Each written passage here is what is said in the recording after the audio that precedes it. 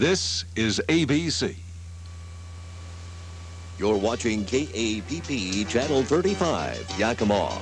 The News 35 11 o'clock report.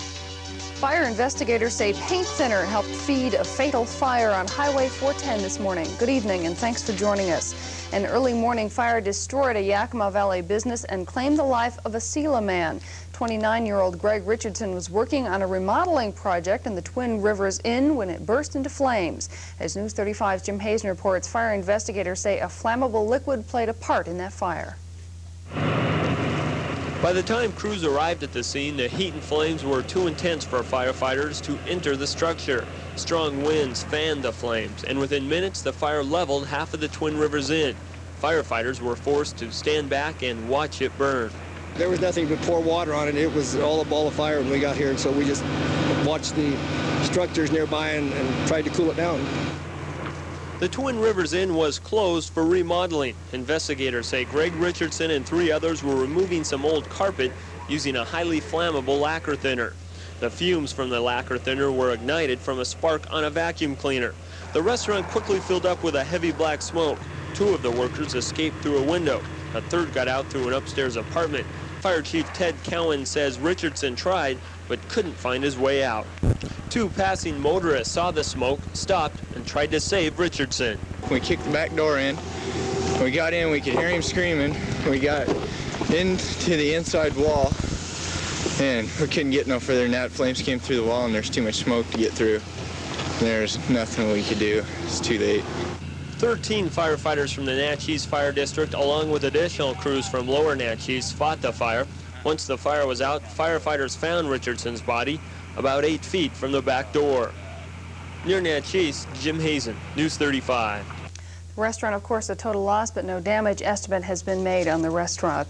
A Costa Rican jet exploded in flames this evening while trying to take off from the San Jose, Costa Rica airport in Colombia on a flight from Nicaragua and Miami. A traffic control supervisor says the Boeing 727 was unable to get off the ground and burst into flames as it ran off the runway onto a grassy area. Red Cross officials say about 10 people were injured, 3 seriously. More than 20 people were reported aboard by the co-pilot.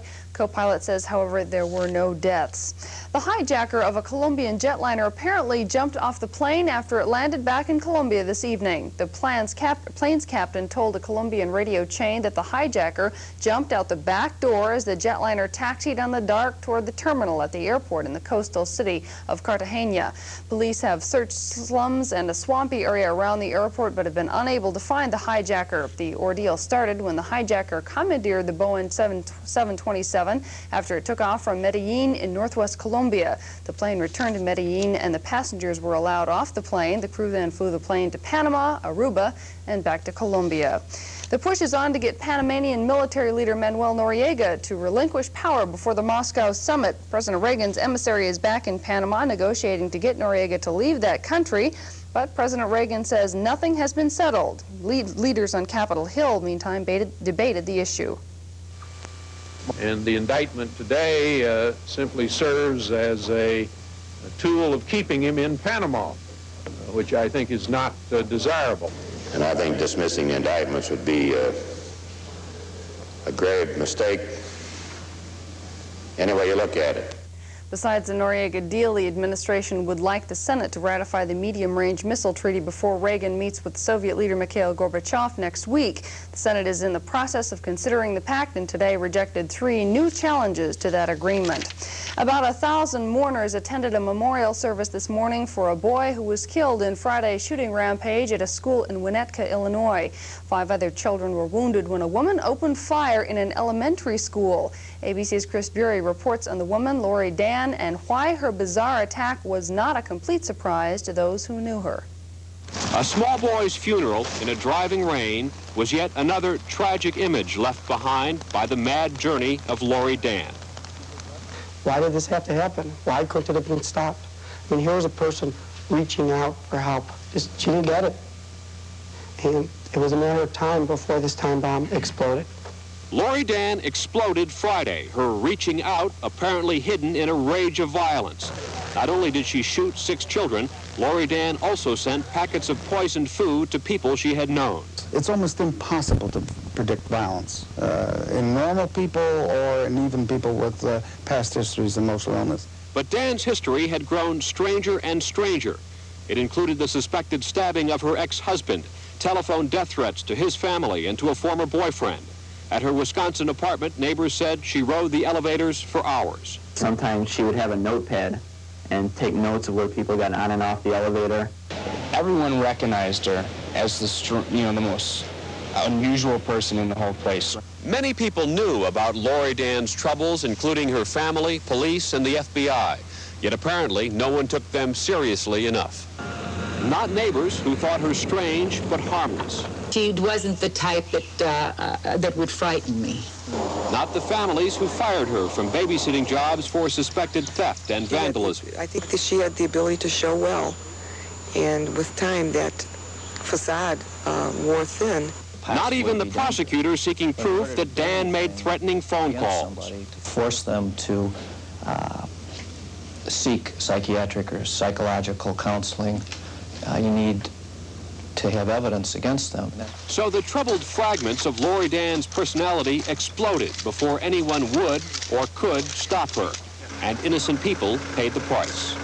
Chris Bury, ABC News, Winnetka, Illinois.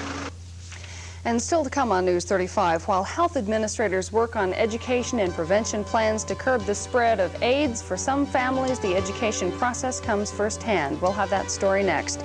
And the governor's staff came to Yakima today for input on changing the state's tax system. From the beginning, Champs de Brillon Amphitheater and Winery has brought quality entertainment to North Central Washington. And their lineup for the 1988 Summer Music Theater season is no exception. This season opener is Sunday, May 29th, featuring Toto, fresh from a whirlwind European tour and the recent release of their best-selling album, The Seventh One. Season concert packages and general admission ticket packages are now available.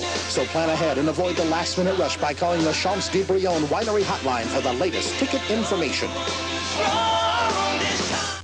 It's a cup of coffee and the paper at dawn. It's a game of catch out on the lawn. It's turkey dinners, brothers and sisters. It's our heart and soul. It's that place in all of us called home. No one has made more home loans than Washington Mutual. And no one makes it easier to have a place to hang your heart. That place in all of us called home. The Speck Group offers you an auto mall of cars and trucks in Sunnyside that no one in our valley can match. And for those of you that would like to just come in and take a look at 6 new auto lines on one lot, it's kind of like an auto park. Come and see the new Chevrolets, Buicks, Chryslers, Plymouths, Dodges, and Nissans all at one location, the downtown Sunnyside location. And for our Speck Group Used Car Center, well, we're just a couple of blocks away at 1020 Yakima Valley Highway. The Speck Group, they've been doing it right for 76 years. The president of Pacific Power and Light says utility customers have the most to gain by a proposed merger of PP&L and Utah Power and Light. David Bolender, the president of PP&L, says that if the merger is approved, prices for PP&L customers would remain stable for 5 years. Promising no rate increases for a 5-year period, or no price increases for a 5-year period. The reason we think we can do that is that there are some large savings that occur from the merger that we think will help us overcome inflation, price increases from our suppliers, as well as the cost of wages and things like that keep going up. So. Bolender says the merger would make PP&L one of the 2 biggest utilities in the nation's. Merger has been approved by utility regulators in Idaho, Wyoming, and California, but has yet to get a green light from Washington, Oregon, Montana, and Utah. PP&L is expecting an administrative law judge to issue a proposed order on the merger by the middle of next month. The state's financial future may include overhauling the current tax and spending system. As News 35's Dan Holler reports, today in Yakima, a governor-appointed committee met to discuss viewpoints on tax reform and spending controls.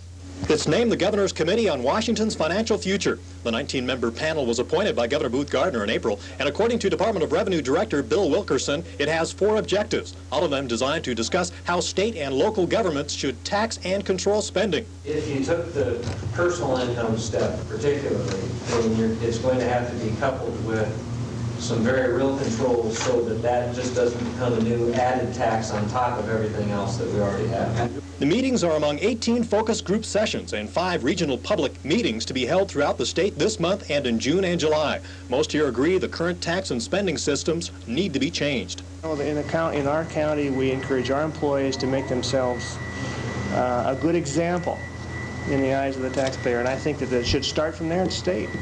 Government officials, the same kind of thing. The state employees. We need to really work on that. I think people need to realize and be comfortable with the folks that serve them and feel that they're doing a good job. The alternatives for tax and spending reform are expected to be submitted to the legislature by Governor Gardner. If Keith Daniels has his way, one of the changes will include revamping the state's business and occupation tax, a tax he claims is unfair. You know, tax has been one of the big bugaboos I've felt, and I think my feeling is probably pretty much universe, except perhaps in some of the larger corporations. The B&O tax is a very regressive tax as far as bringing in people into the state, and also as far as being able to support the small business enterprise. Wilkerson says the meetings are the first phase of a process designed to maximize public participation and build a consensus of support for tax and spending reform. The committee will submit one or more alternatives to Governor Gardner by November 30th. The governor plans to present reform options to the legislature, which would then decide whether to put any reform measure on the ballot. In Yakima, Dan Haller, News 35. A public hearing on taxing and